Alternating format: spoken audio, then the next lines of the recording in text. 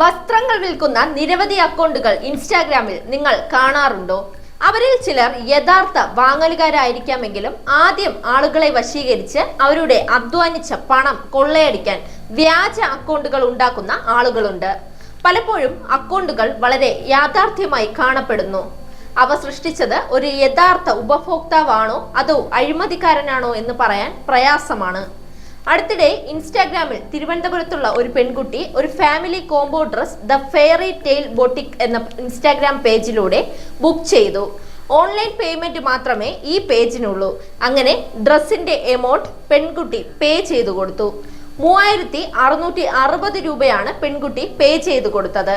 ഒരാഴ്ച കഴിയുമ്പോൾ dress delivery ചെയ്ത് കിട്ടുമെന്ന് പെൺകുട്ടിയെ പറഞ്ഞ് വിശ്വസിപ്പിച്ചു.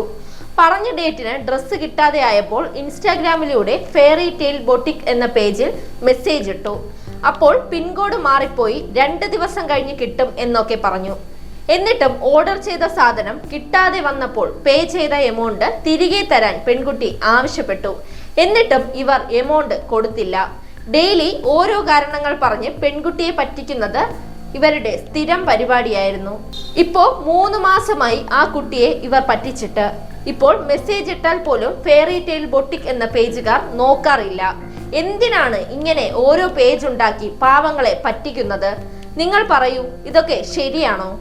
ഒരുപാട് ഇൻസ്റ്റാഗ്രാം ഡ്രസ് പേജുകൾ തുടങ്ങിയിട്ട് ജനങ്ങളെ പറ്റിക്കുന്ന ഒരു കൂട്ടം ആളുകൾ നമുക്ക് ചുറ്റുമുണ്ട്.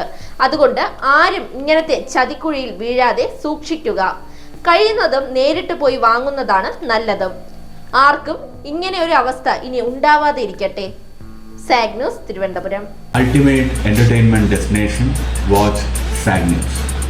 നേരിന്റെ വാർത്തകൾ നിങ്ങളുടെ വിരൽത്തുമ്പിലെത്താനായി സാഗ് ന്യൂസ് ചാനൽ സബ്സ്ക്രൈബ് ചെയ്തും ഷെയർ ചെയ്തും ഒരു ശരിയായ മാധ്യമ നിലപാടിനൊപ്പം നിൽക്കാൻ ഞങ്ങൾ നിങ്ങളെ ക്ഷണിക്കുന്നു.